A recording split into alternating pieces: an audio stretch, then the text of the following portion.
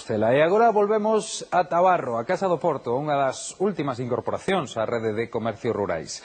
Non é só un comercio de aldea, porque tamén ten outro obxectivo, a chegar as novas tecnoloxías, o eido rural, algo que nos vai amosar a nosa compañeira seguramente Ánxela Loira.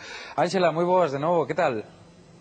Ola de novo, pois aquí seguimos. Agora mesmo ese enseñarémolo porque tamén o teñen acceso ás novas tecnoloxías, pero o teñen localizado noutro espazo, verémolo na vindeira conexión. Agora estamos noutro dos requisitos básicos, como vos dicía, que era ter un punto de venta, ter un comercio. Estamos con Ana, que é a propietaria. Moi bo día. Bo día. Bueno, como xorde esta iniciativa? Como nace Casa do Porto? Nada, xa que vivimos no rural, para non ter que marchar, ir lonxe a comprar pois os produtos do día, berzas, produtos ecolóxicos, un día tes que facer un regalo, artesanía dos nosos artesáns, pois ter un sitio donde podas estar cerca e non ter que coller o coche, marchar e facer isto, pois a compra, o de todos os días. E a que te dedicabas ou a que te dedicas, e que compaxinas agora estas dous traballos ou... Nada, eu son responsable de expedicións dunha empresa de cortinas.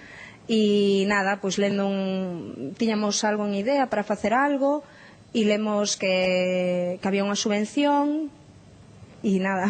A rede de comercio do rural galego. Bueno, agora estamos nun dos puntos duns requisitos básicos, non? Sí.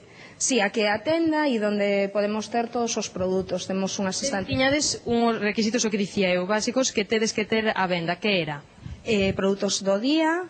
Es que estamos a ver agora, por exemplo, ese é un stand que vos exixiron. Produtos ecolóxicos, produtos de artesanía, denominación de orixe, é o que hai nas estanterías. Despois nas outras estanterías hai produtos de limpeza, produtos galletas, azucre, sal...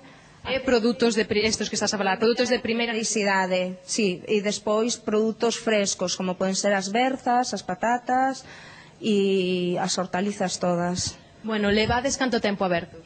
Unha semana. E como está a ir as vendas? Bueno, pois esperamos que ven, que todos os veciños o coñezcan e que lle guste e que merquen aquí. Vergoñente, porque ademais aquí, bueno, é iso que dicimos, que, como lle chamabas ti, que era un establecemento de urxencia. Sí, dos olvidos. Dos olvidos. Que un está na casa, necesita leite, dice, agora como podo eu acceder a leite, que parece algo tan normal que sería baixar un supermercado. Aquí en Curo non había esa posibilidade e poden achegarse aquí, non? A Casa do Porto. Exactamente. E por que lle chaman Casa do Porto? Pois era o avó de miña avoa. Esta é unha casa familiar.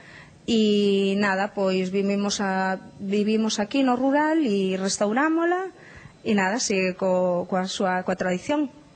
E aquí ata día de hoxe, non? Que abristedes, porque isto antes era un alpendre. Sí, era un alpendre. Como nace esa idea de dicir, bueno, pois temos un alpendre, eso pódese habilitar para facer ali? Nada, aquí temos a nosa arquitecta que nos axudou moito e ela foi por onde surxiu todas estas ideas e dixo, pois aquí isto estaría ben para a tenda, luminosidade e todo eso, e despois a zona de que é do bar.